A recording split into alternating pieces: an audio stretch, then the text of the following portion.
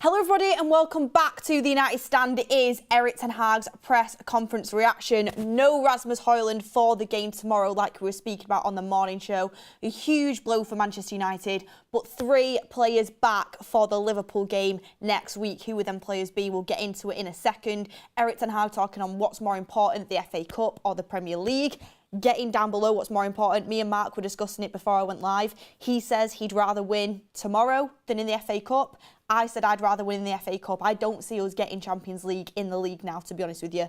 But both are massively important. Erik Ten Hag also talking on the bright future for this team, the fact he thinks he sees improvements, and being quite positive around Manchester United. Updates on Mount. No talk of Malacia still, which is very, very worrying, like I was saying on the morning show. Someone leaked on Twitter that he was back in training. I think that is false, as I'm aware right now. Malacia is still nowhere to be seen, but some good updates coming through. Very shocked and surprised that no one asked him. Obviously, there's embargo section coming out later on tonight, but very shocked and surprised that nobody asked Erik Ten Hag about the new manager links and the confidence he has on keeping his job right now.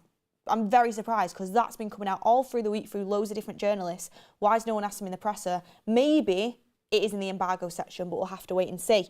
But everyone, get in the chat down below. First off, because me and Mark had a little bit of a disagreement before we went live on which one we would rather win, which one would you rather win? Would you rather win tomorrow against Everton, or would you rather beat Liverpool in the cup final? Get in the comments. Erik Ten Hag kind of avoided the question, but we'll get into it. I would rather beat Liverpool at home in the FA Cup. I think it's the only shred of light we've got for a kind of silver lining in our season, to be honest with you. But let's get straight into it on the injury update. So, Erik Ten Hag confirms that Jonny Evans and Marcus Rashford are available to face Everton, but Amari Thorson is out injured. When I first saw this update, not going to lie, I assumed Jonny Evans and Rashford would be fine anyway. Rashford, obviously, there was a little bit of a doubt over whether he got injured at City. He is okay to play.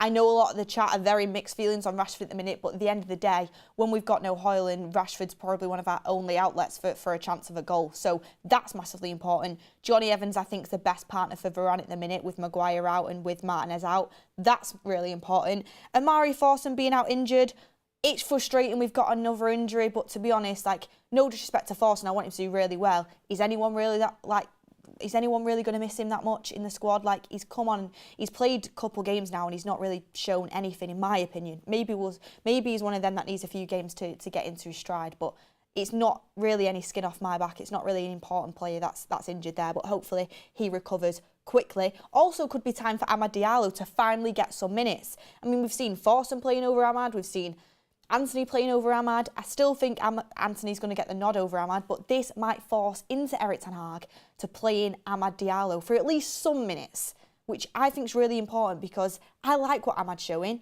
Ten Hag doesn't seem to have confidence in him. You're forced into basically playing him. If he still doesn't play him when Thorson's injured, then I really don't think there's much hope for Amad. So let's see how Ten Hag handles that one. Get in the chat. So Alan Coogan says, what is that poll? We want to win every game. Of course we want to win every game, and that's what Ten Hag says. But when push comes to shove at the moment, which one would you rather? I was just speaking tongue-in-cheek because me and Mark did have a little discussion about it before we went live. I think the cup's most important. Mark's argument was that in the cup, City are going to beat us anyway, so the best chance of European football's in the league. I still think we'll get some sort of European football. Hopefully Europa League, but I just don't see us getting Champions League no matter what we do.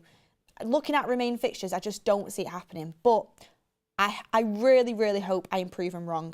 And then Ten Hag gets asked about the Hojlund absence and how that will affect us. Remember, everyone, Hojlund is out of tomorrow's game, but should be back for Liverpool. And he says, we have to do it with the players available. I have to do it. I will never complain about that. We have to get the best out of it. That is our aim. So Ten Hag basically saying injuries aren't an excuse. But then he also does contradict that a little bit later on in his press conference, you will see. Still nothing on Malacia, which is mind-boggling to me. Absolutely mind-boggling to me. What is going on there? People talk about our priorities for the summer. Left back should be a priority. Love Luke Shaw, but he's injury prone. Malacia's nowhere to be seen. We need a left back. There was actually links to us getting linked to Mönchengladbach left back before, so see how we kind of read into that. A lot of people say Malacia is pregnant. Guys, Guys, I keep hearing this rumour about Malacia being pregnant. Obviously, everyone's having a laugh and a joke. But on a serious note, when did he go out? Was it like August? August, September, October, November, December, January, February, March. So we're 8 months in. We've got 1 month left and he's back, maybe. But then he might need a bit of maternity leave. He's not pregnant, but I get why. Why has he been out that long? What injury makes him out that long? It's a double surgery, I get that, but he's mad because he was actually promising. But on to players that are going to be back for the Liverpool game, the 3 players that are going to be back according to Erik Ten Hag. So he says that he expects Harry Maguire, Aaron Wan-Bissaka and Hojlund to be back for the Liverpool game.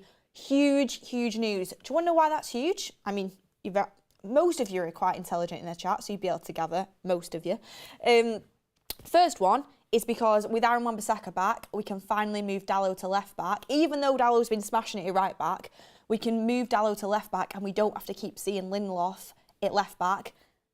Lindelof's not a left back. I don't like to criticise him for playing that left back role. I like to criticise him. I would criticise him if he's playing poorly as a centre back. But Lindelof is not a left back. How many times Ricky can send me clips, Ricky can send me analysis on how Lindelof is perfectly good at left back. He's not. He's too soft. He doesn't get close enough. It's just not. He doesn't give you anything going forward. I mean, the amount of times he passed it to no one in that City game.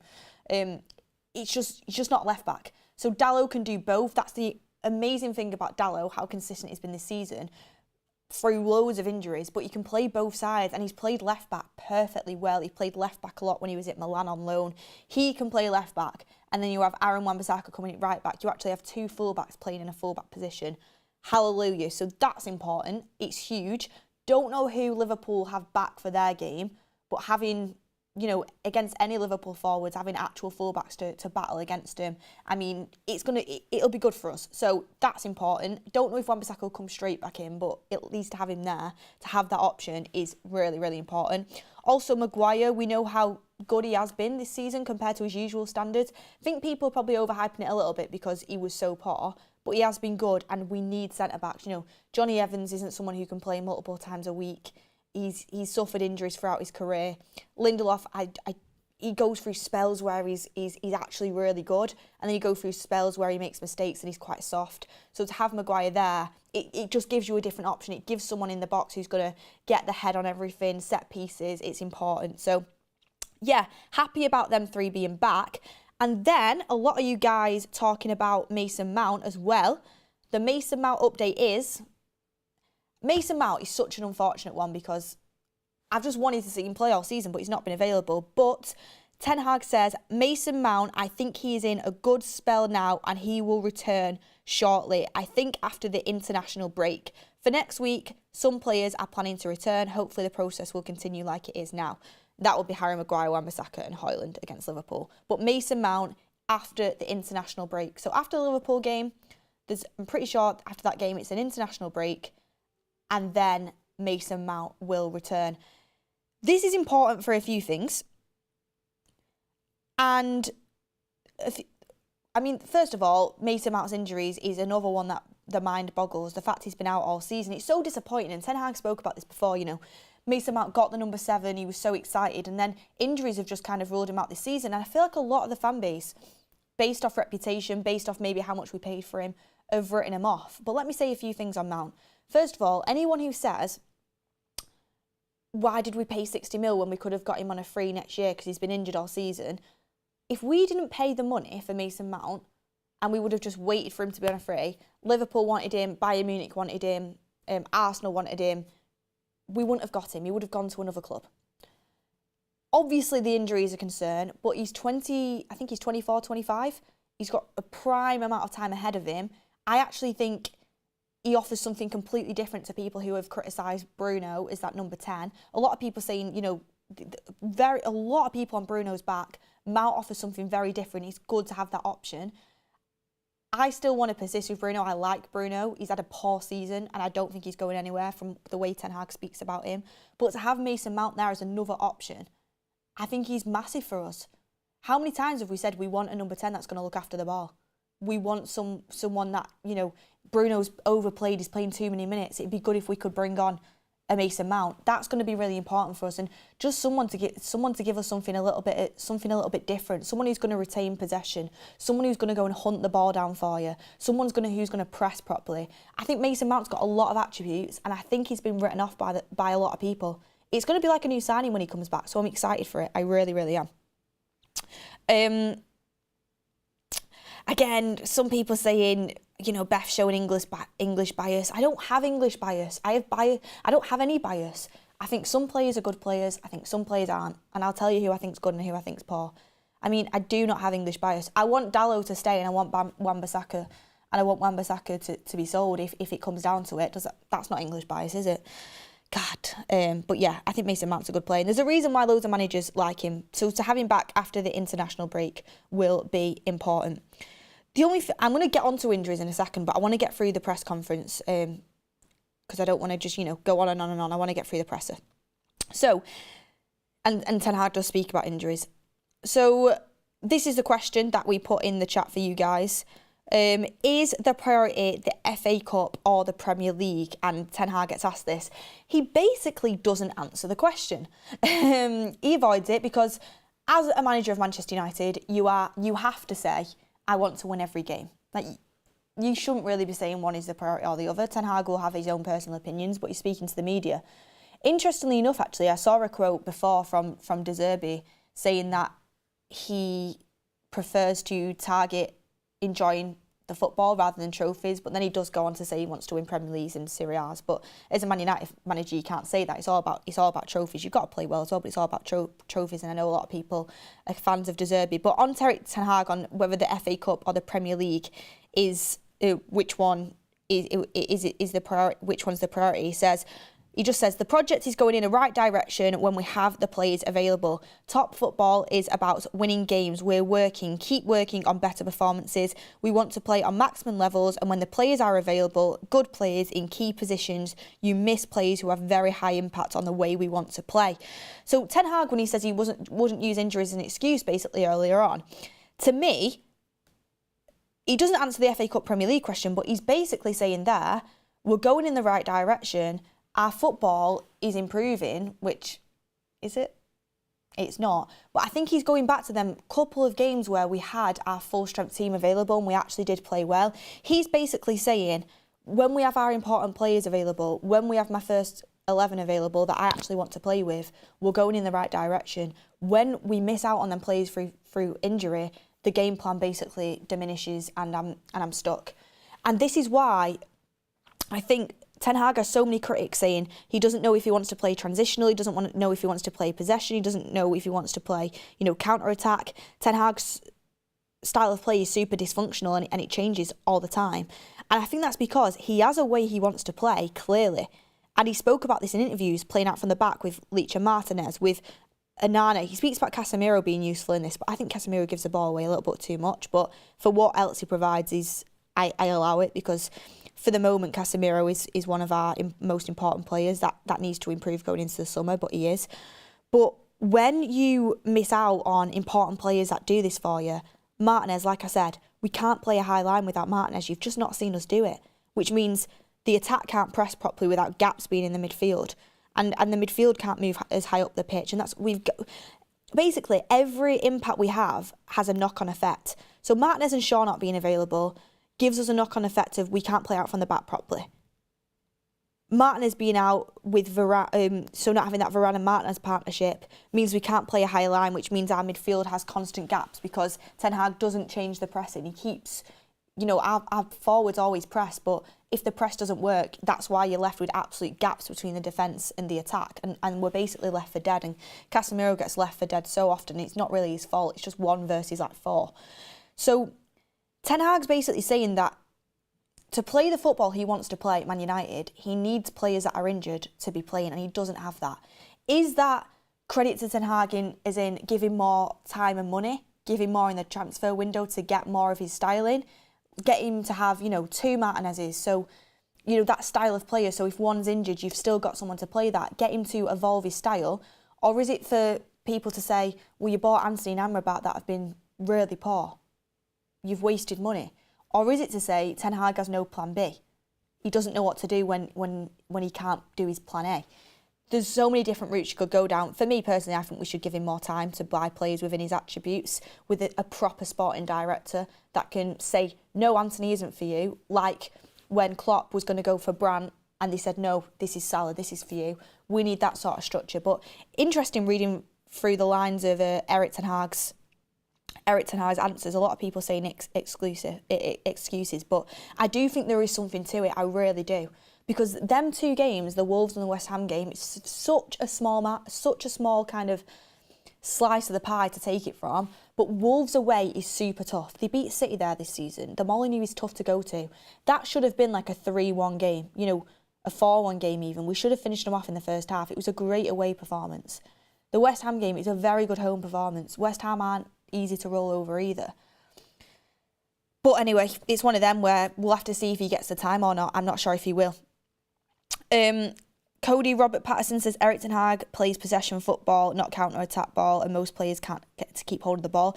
Exactly. You know when you see the training footages of Ajax's team doing the I can't remember what's the name for it? The training method. I can't remember what it is. It begins with an R. It's off the pardon? Rondos. Yeah, doing the rondos in training. That's, you know, when you see that compared to the United team treat the football like it's like a ticking time bomb, like a hot potato, where Ajax looked after it. Like he's not got enough possession-based footballers in his team. And that's another issue he's got and why we need investment into the summer. Rondos, there you go. Thank you, everyone. Mr. J says, I agree with Beth. Rather win against the Red Scousers, the only cup and only real chance to save our season. Steve Flat says you can play out of the back if your midfield drop in to create options, but Erik Ten Hag can't figure that out. That's another good point.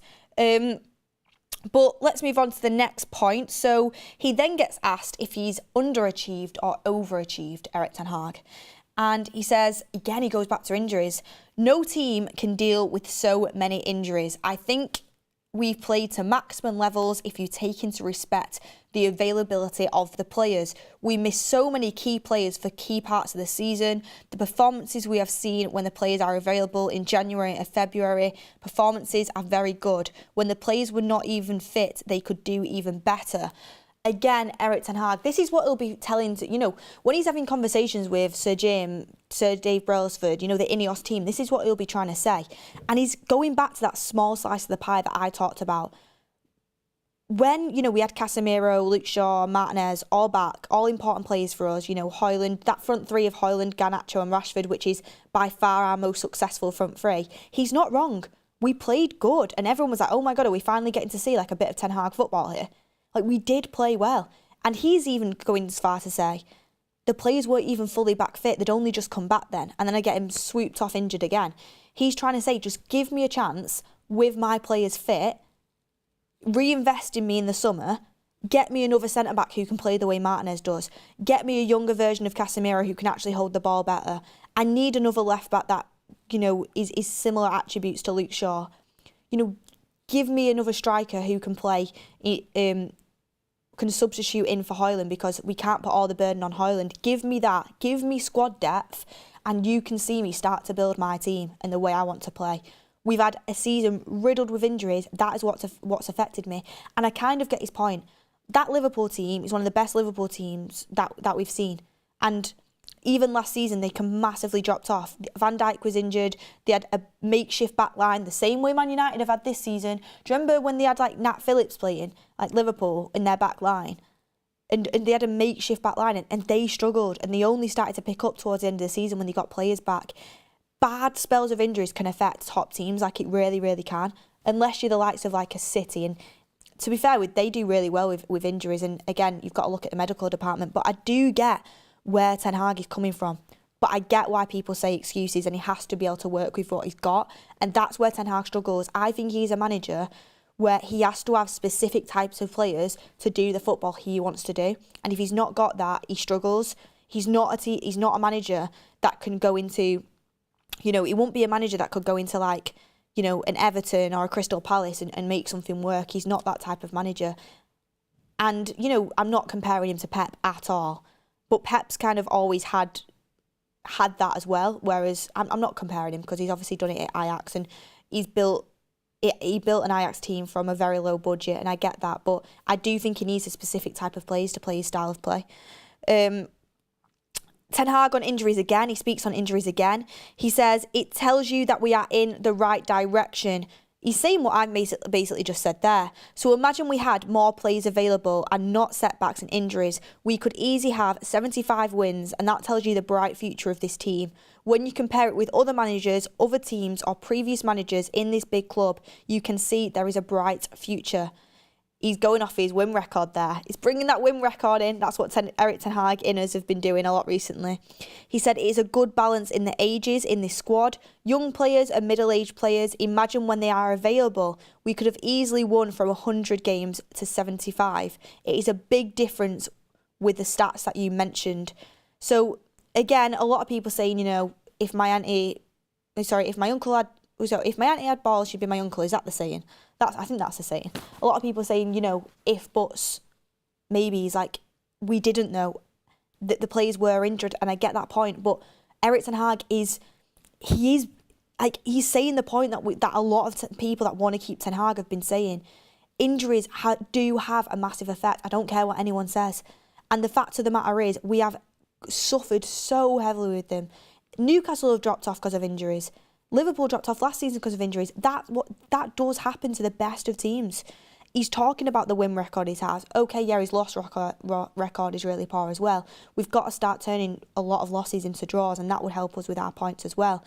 A lot of people come back with, though, like, that City game, we didn't show anything, and that's because he didn't have the players available to play the football he wants to play, and he's not done a lot of this season. And it's the only thing I would say is it's an issue because Ten Hag says, imagine we have all these players back available. What's the issue for me is that this isn't a coincidence. Like, there's a reason why we've had so many injuries this season. Is it because we have a bad medical team? And that needs to improve. I've told you before, like, I have friends who are physios and have graduated university and have done placements at different football clubs, and they've said Man United's medical whole department and the equipment is way behind other teams. Like, way behind. You don't have certain equipment that you'd expect top-level football teams to have. Is that an issue? Are we bringing players back too early? Again, that's on the medical team. Is that an issue? Is there any truth in the fact that these players are being overtrained? I personally don't think so, because look at the absolute exertion that Liverpool play to and the fitness of Man City. Like, the Copenhagen manager was saying they've played Man City twice now, and Man City had already, basically won that Copenhagen game. And he said it's not just the talent, it's the amount that they work hard, the effort they put in. Man United players, I don't think are used to that. I think this could be a possibility as well. We're just not fit enough, and we've not been fit enough. And Ten Hag's actually starting to try and get the levels up so we can become fit enough, and this is why injuries are happening.